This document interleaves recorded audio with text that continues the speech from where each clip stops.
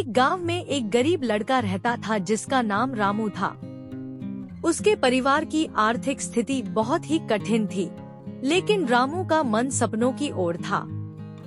उसका सपना था कि वह अमीर बने और अपने परिवार को सुख समृद्धि से भर दे। एक दिन रामू गांव के पास एक जंगल में घूमने गया। वहां उसने एक चिड़िया को देखा जिसके पंख सोने के बराबर चमक रहे थे। रामू को वह चिड़िया बहुत पसंद आई और उसने सोचा कि यदि वह उसे पकड़ सके तो उसका भाग्य बदल सकता है। रामू ने जोरदार इच्छा शक्ति और धैर्य के साथ चिड़िया को पकड़ा। चिड़िया का नाम सोना था।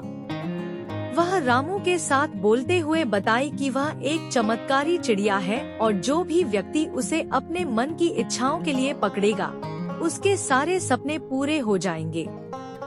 रामू को यह सुनकर बहुत खुशी हुई।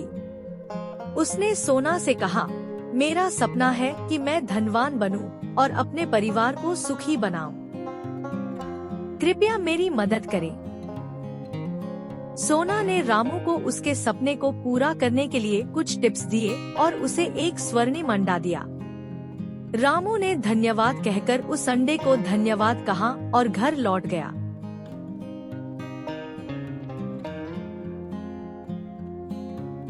रामू ने अंडे को अंधेरे कमरे में रख दिया और ध्यान से देखभाल की। कुछ दिनों बाद वह अंडे से एक बड़ी सी चिड़िया निकली, जिसने उसे अपने पंखों में उड़ान भरने की शिक्षा दी। रामू ने चिड़िया की शिक्षा को ध्यान से सुना और उसके उपदेशों का पालन किया। उसने अपनी मेहनत और लगन से काम किया और धीरे धीरे धनवान बन गया। एक दिन राजा ने एक सोने के मुर्गे की तलाश कर रहा था। रामू के घर में भी एक सोने की चिड़िया थी, जिसने उसे सोने के मुर्गे के लिए सिखाया था।